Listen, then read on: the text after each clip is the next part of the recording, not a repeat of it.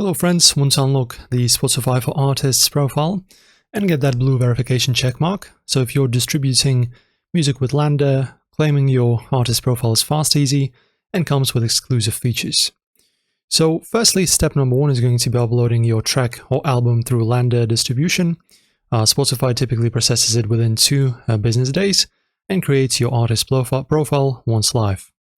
After that, in your LANDR account, go to Distribution, Artist Profiles, and once Spotify recognizes your release, you'll see a Claim Spotify profile. It's going to be a button that will appear.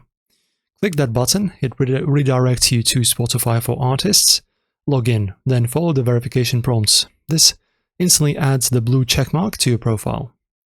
And then, once claimed, you can upload artist photos, craft a bio, add canvas visuals, pitch upcoming releases, to playlists, and access streaming analytics.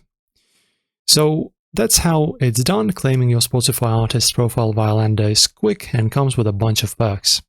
If this helped, hit like, subscribe for more music tech tips, and of course check the description. Guys, get verified and take control of your music very easily like this. Like the video and subscribe once again, and see you soon.